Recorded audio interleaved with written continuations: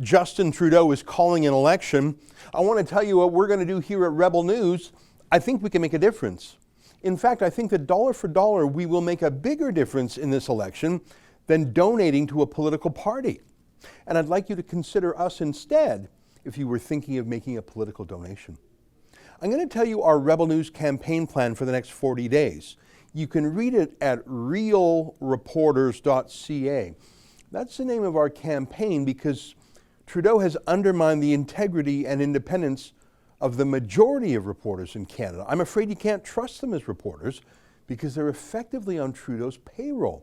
So go to realreporters.ca to see our plan and to donate to help us pay for our plan, because unlike the CBC and the bailout newspapers, we don't get free money from Justin Trudeau. We're one of the few independent media left. I don't know if you saw this headline the other day. I bet you didn't. Trudeau just gave $61 million in secret payments to news reporters on the eve of the election, and he won't say which reporters he paid until after the election. It's like he gave a waiter a huge tip in advance for great service. It's a bribe to reporters to be nice to him during the campaign, and they will. And it's incredible to me that it's a secret. Normally the media would dig into secret payments to Liberal friends, except that they are the Liberal friends, which explains the total silence amongst mainstream media about this. They took the bribe on top of their regular bailouts.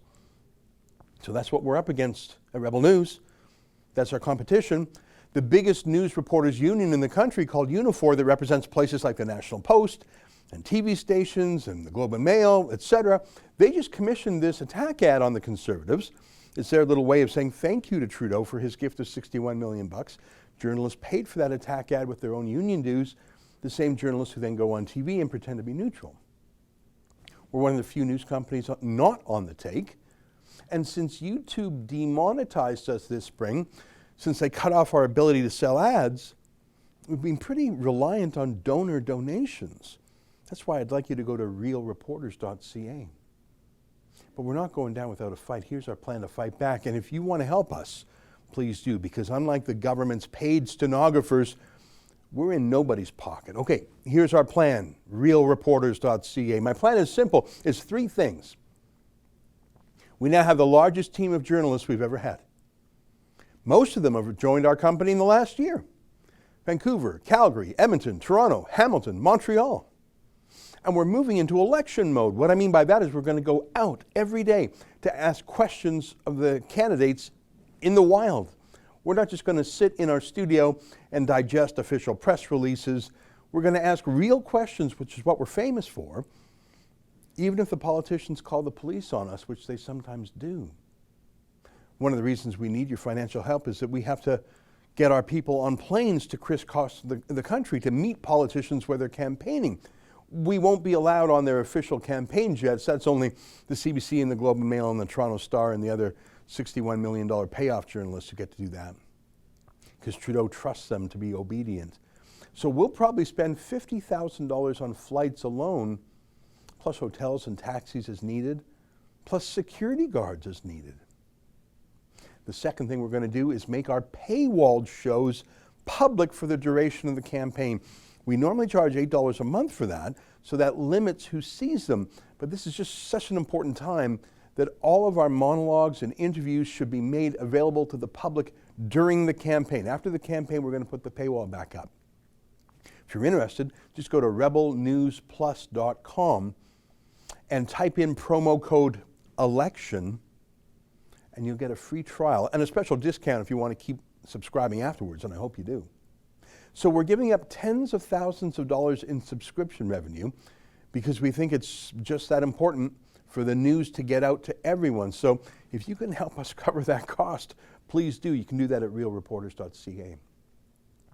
The third thing we're going to do is to lawyer up, because we know Trudeau is going to jump the gun and start censoring us even before his censorship law kicks in. You might recall his hand-picked debates commission banned our reporters from even covering the election debates last time. So in the last election, we had to run to court and get an emergency injunction to let us in. I know they'll try that sort of thing again, so we have our free speech lawyers on standby, ready to react. But not just react, to be proactive too. In fact, we just filed a charter challenge to the Elections Canada attempts to censor my book, critical of Justin Trudeau, called The Libranos. If you go to realreporters.ca, you can see our new lawsuit for yourself. Elections Canada has fined me thousands of dollars for publishing a book that criticizes Trudeau and for promoting that book, but the lawsuit is obviously much bigger than just me. It's about stopping Trudeau's hand-picked cronies from censoring anyone who criticizes him, even book authors. We have to set the free speech precedent. So that's our three-point plan. Number one, deploy the largest group of rebel journalists ever assembled. Get them out into the field, not just in their home cities, but traveling. Number two, make our premium shows, which are normally behind the paywall, make them free for everyone just during the election period. And number three, have a free speech legal team ready to fight against the certain censorship that'll be thrown against us and other independent journalists. We already started with our first election lawsuit. I have one more thing to tell you because I think it's really important. We're not just going to ask tough questions of Justin Trudeau and his Liberals. I mean, we are. But we're also going to ask tough questions of the other politicians too, including Erin O'Toole, the Conservative, because we're alarmed that he has given up on so many true Conservative ideas. He supports the carbon tax and open borders immigration, but what's new, just in recent weeks actually, is that he seems to have ordered his MPs not to criticize Trudeau's plans for a mandatory vaccine passport, and he hasn't had a word to say against Trudeau's planned censorship bill, which would be the worst in the free world.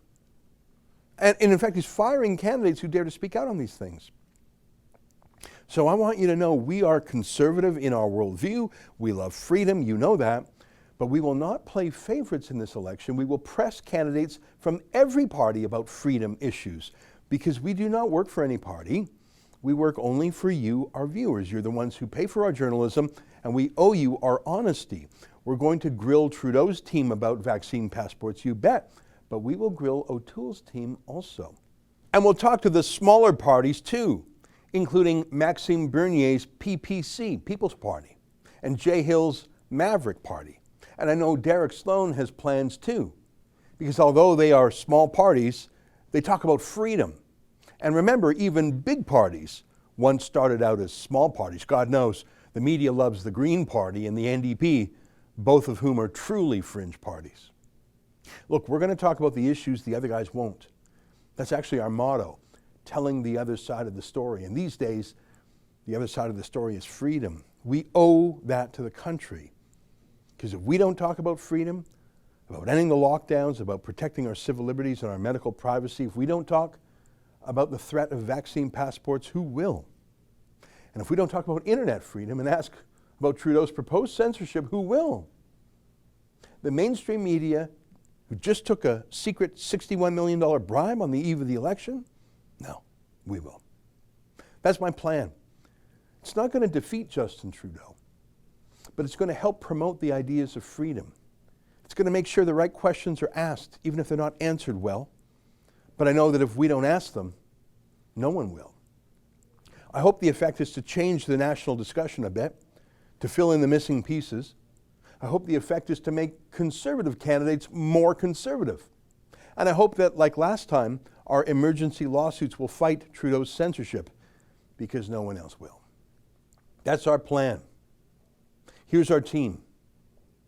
This is the worst of times, but I believe that our reporters and our freedom lawyers can make this election better and promote ideas that no one else in the mainstream media or even the main parties want to talk about. If that's important to you, please help me. Please go to realreporters.ca.